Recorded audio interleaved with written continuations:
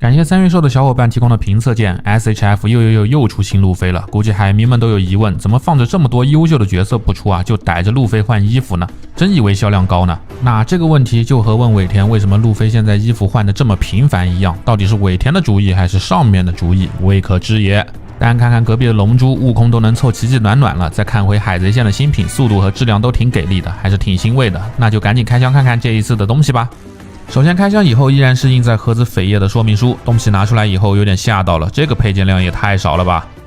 所有的东西摊开以后也就只有这么一点了，除了本体和一对握拳手以外，只有一顶带神的草帽和一个替换的面雕，以及一对半开和一对全开掌手。这应该是目前海贼系列里东西给的最少的了。但相比较之下，这次的本体也确实比之前做的复杂许多，和草鞋路飞比起来，甚至还有内增高的效果，符合原著。但绷不住的是，这次给的2个面雕全都是之前就有的。我之前还吐槽过路飞的表情什么时候能出完，这才多久啊就出完了。好在这次的面雕替换还是用的之前的设计啊，我原本以为这个新造型的耳机是跟着面雕走的，但拿到手发现是挂在头发上的，所以正常的前脸的替换就会和之前是一样的了。当然了，这也就意味着能兼容之前的面雕了，比如说这个橡胶手枪配件包里的斜视呲牙脸。所以说这款路飞与其说是单独的产品啊，倒不如说是路飞弹头岛造型的配件包。我相信没有买出海路飞或者是鬼岛路飞的人是肯定不会想要买这个的，就这2个表情说实话真没法玩，而且这一款还大大方方的给你送了之前只有配件包才给的带神草帽。这么看来，之前的出海和鬼岛路飞其实也都是半成品，东西都被阉割到各个地方去了，你戴哥的阴险毒辣真是收敛不了一点。不过我感觉这次的草帽和兜帽的干涉太严重了，跟勒在脖子上一样，不建议戴上。那除此之外就挑不出什么大的毛病了，涂装细节、遗印啥的都很给力。SHF 的海贼线的下限不是一般的高，硬要挑刺的话就是水桶鞋的高光和哑光的衣服不搭，但也没有到碍眼的程度，就当色差分色了。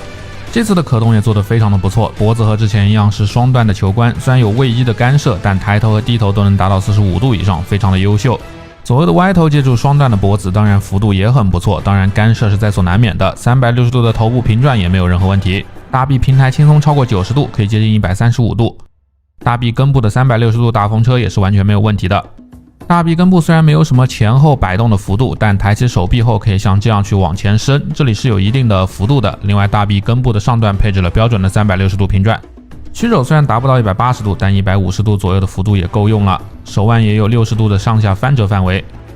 腰部通过黄线的分件，同时兼顾了可动和造型，前倾能接近60度，后仰也能到45度左右，非常优秀。左右的侧摆幅度也能超过30度，幅度上来说已经确实很不错了。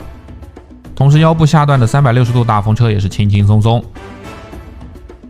衣服的下摆做了切割的分片上抬，抬起后可以看到鬼岛路飞同款的短裤藏在里面，衣摆不干涉可动，前踢能轻松超过90度，后踢也能轻松达到60度左右，侧踢就差90度一点，但这个幅度也是完全足够了的。腿部的平转也和之前一样是藏在了短裤的裤腿内，因为同款的零件啊，屈膝也和之前一样，大概就是100度。